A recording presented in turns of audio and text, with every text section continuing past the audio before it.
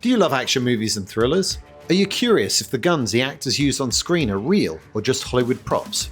Want to know exactly which model of firearm was used and how accurately the movie portrays it compared to the real thing? If so, you're in the right place. Stick around, this channel was made for you. Hello and welcome to Hollywood Guns. I'm your host Wilson. Whether you're into action flicks, classic thrillers, or unforgettable TV shows, this is the place where movie magic meets real-world firearms. This week's episode isn't just another breakdown. It's the one that many of you have been asking for.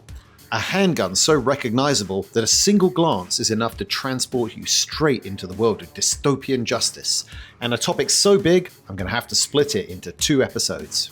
Robo, excuse me, Robo. Any special message for all the kids watching at home? Stay out of trouble. The legend starts with a gun that isn't a factory model at all, but a prop weapon built upon the frame of an exceptionally rare machine pistol.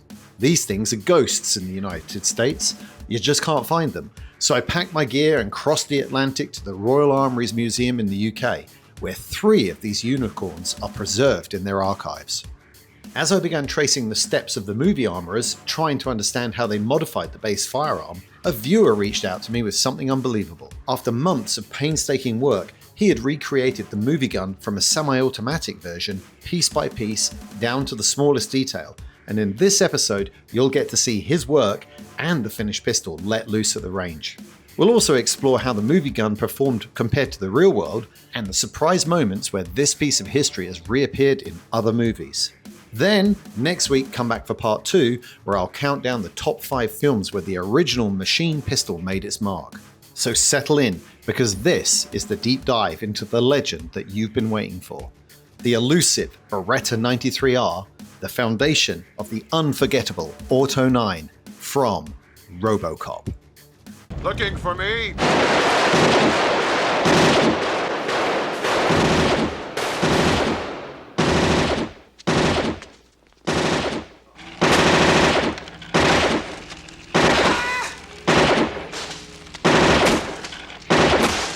Today I'm filming on location at the Royal Armouries Museum in the city of Leeds, United Kingdom. The museum covers military history from the Middle Ages to present day and hosts one of the largest collections of small arms in the world. If you live in England or are visiting the country, it is well worth a visit, and the entry price is as good as it gets. It's free. So I'd like to extend a big thank you to Jonathan Ferguson and his team for letting me film there. And if you haven't already, head over to their excellent YouTube channel for more firearms related content. The Beretta 93R is an Italian-designed select-fire machine pistol created for close quarters combat and special operations. It's chambered in 9x19 and it feeds from a standard 12-round detachable magazine. It's capable of firing semi-automatic or controlled 3-round bursts, reaching an impressive cyclic rate of about 1,100 rounds per minute in that burst mode.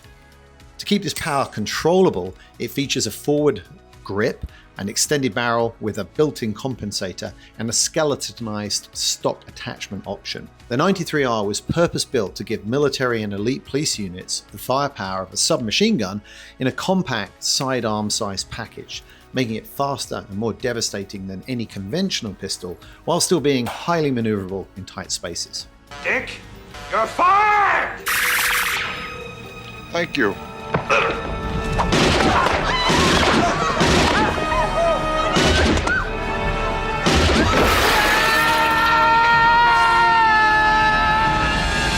In next week's episode, I'll cover the 93R in a bit more detail, but let's pivot over now to the movie prop. Up on screen is a picture of the actual Auto 9 as detailed by our partners IMFDB. And it's at this point that I want to pivot over to one of the viewers on the channel who recreated it. Kevin works for a firearms manufacturer in Pennsylvania, and in his spare time, over the course of 3 to 4 months, he researched, designed, and built this remarkably accurate Auto 9 reproduction using the company's tools and machinery. He started with a Taurus clone of the Beretta, chosen because of its frame-mounted safety that matched more closely the movie prop than the typical slide-mounted safety that you often find on Beretta 92s. From there, Kevin stripped the gun to bare metal and began the transformation. He sourced an aluminium airsoft kit to fabricate the front-end compensator and sights, then added a silencer co-extended threaded barrel, machining precise compensator ports into it. He even refabricated an extended trigger guard, which is a defining feature of the 93R, that allows the shooter's support hand thumb to wrap around the trigger guard and angled front grip during select fire operation. Once the build was complete, Kevin finished it with a custom Cerakote job and tracked down original 93R 20-round magazines to complete the look. And here it is in all its glory. And as you can see, it doesn't just look the part, it performs flawlessly.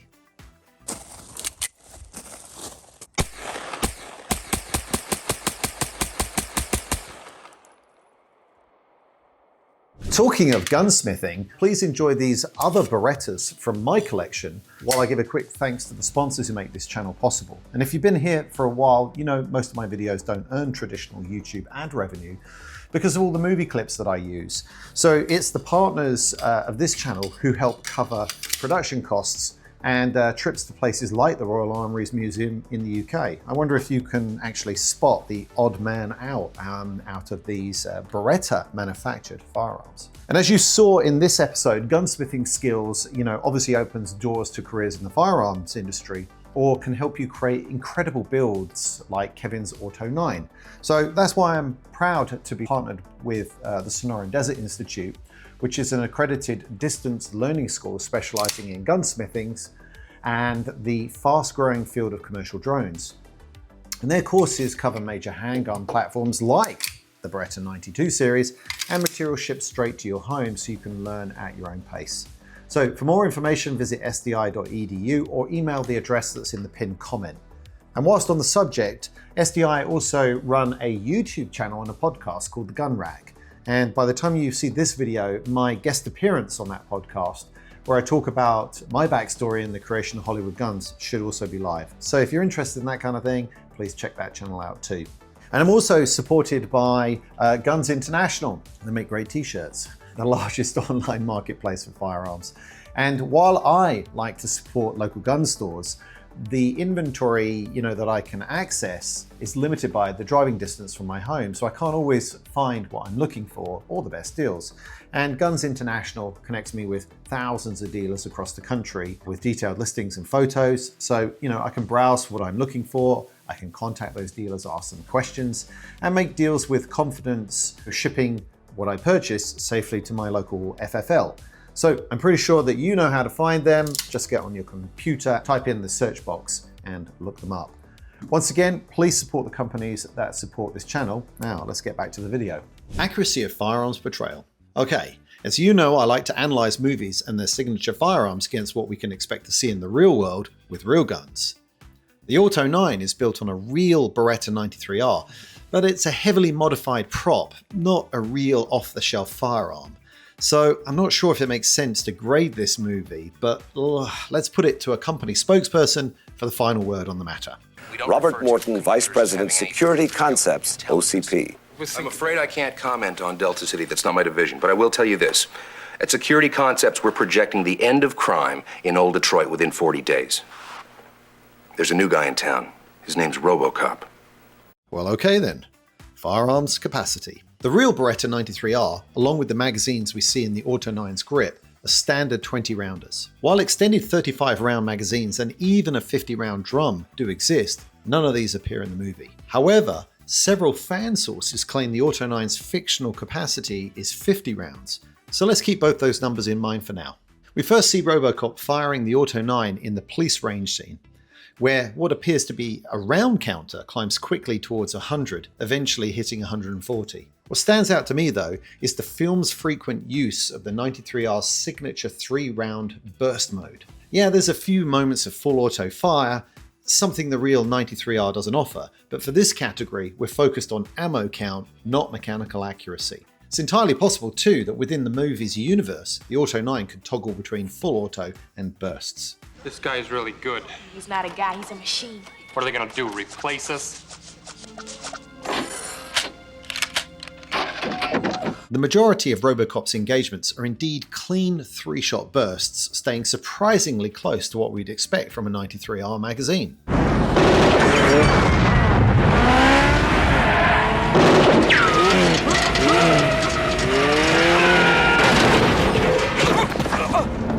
However, there is one scene that exceeds 20 rounds by a lot, the Coke Warehouse shootout. See if you can count the engagements and then multiply them by 3 rounds each.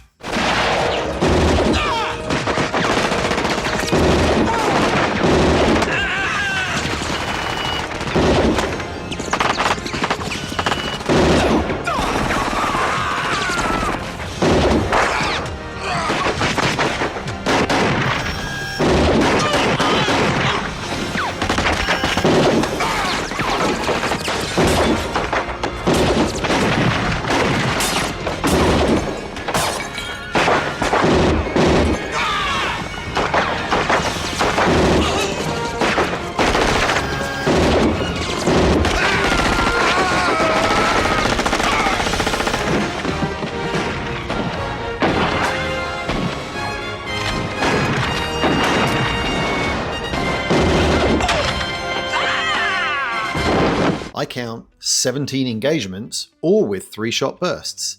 That's 51 rounds, 50 in the mag, and 1 cocked and locked. It works, doesn't it? Wow, can I really give RoboCop a perfect score? If we use the Auto 9's fictional capacity, we can, and heck, if you want to argue with me, I'll see you in the comments. Grade A. Huh? Huh? I fucking love that guy! Caliber capability. The Auto 9 is chambered in 9mm, and by the early 1990s, plus P high pressure 9mm loads were also available. And since RoboCop is set in the near future, it's fair to assume he'd be packing something hotter than regular ammo, and of course, defensive grade projectiles. The impacts and squib effects used by all weapons throughout the movie are brutal and visceral, and the Auto 9 is no exception. While I'm not a ballistics expert, looking at the aftermath of the 3-round bursts, I don't see any ridiculous laws of physics breaking deaths that you get in some of the over-the-top action movies. But that said, a lot of the impacts, exit wounds, and damage effects do seem dialed up, more like what you'd expect to see from a rifle round than a 9mm pistol cartridge. So, taking all that into account, I'm calling this one a grade B. I bet you think you're pretty smart, huh? Think you could outsmart a bullet? Character accuracy. Could he make the shots? RoboCop frequently shoots from the hip, often with his support hand raised for cinematic flair, and at times he engages one target even after his head has already swiveled towards the next. But none of this feels unrealistic for the character. RoboCop's targeting system works like a fighter pilot's head-up display. Wherever he looks, his weapon locks on and his hand and gun follow with machine precision. So, could he make these shots? Absolutely. With a titanium Kevlar body, he shrugs off incoming fire, and as a cyborg, he's immune to the fear or hesitation that would shake even the best trained human shooter. Furthermore, his finest display of marksmanship comes in one of the film's most iconic sequences. Let the woman go, you are under arrest. You better back up, pal! Cause he's gonna kill her! He's gonna kill her! I've got this bitch! He's gonna kill her, man! This bitch! He's gonna kill her!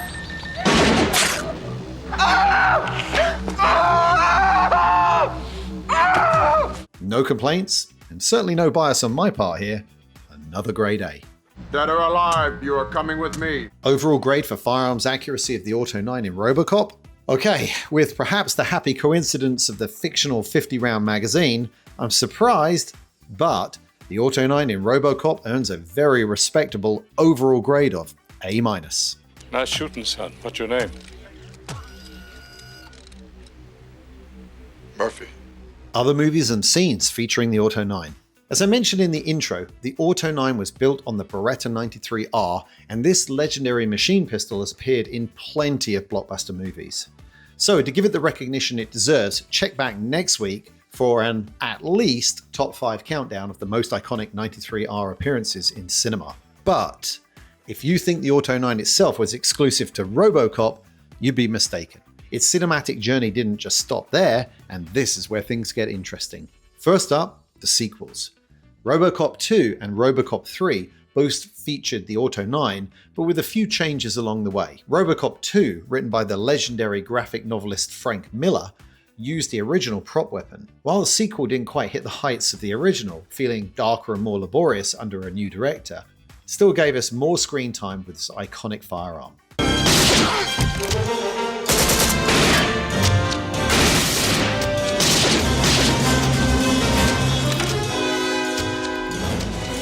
Peace, officer.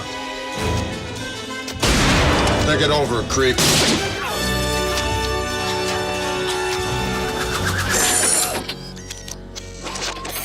For RoboCop 3, things shifted again. Peter Weller, the original RoboCop, didn't return, and neither did the original Auto 9 prop. And if anyone in the comments knows where that first movie used Auto 9 ended up, please drop it below because I'd love to know. Instead, a new prop house, Gibbons Limited, stepped in for this installment. They built a fresh Auto 9, this time based on a Beretta 92 FS rather than a 93R. This Gibbons-made Auto 9 didn't vanish after RoboCop 3 neither. According to IMFDB, it was shipped overseas for Jackie Chan's City Hunter at the specific request of the film's director. You know who I am. A commando who used to work within the US government. But now a bandit.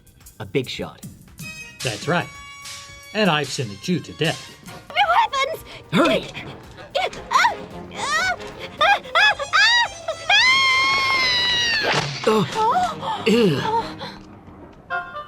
Say goodnight, you moron.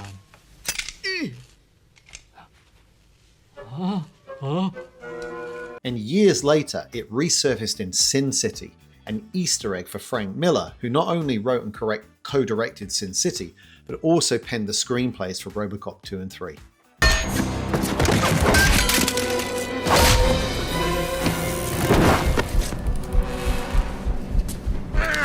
Stupid old man. Attacked him good. Don't take no chances. Perforate the fool.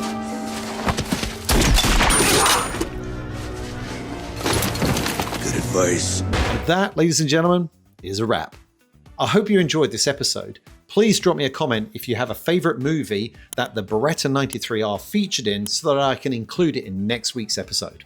Once again, thanks to the Royal Armouries Museum for providing the Beretta 93R, Kevin for sharing his reproduction Auto 9 with us, and Sonoran Desert Institute and Guns International for sponsoring this video. Please join me in the comments as I read all of them and let me know if there are any movies or movie guns that I've not featured yet on the channel that you think I should cover.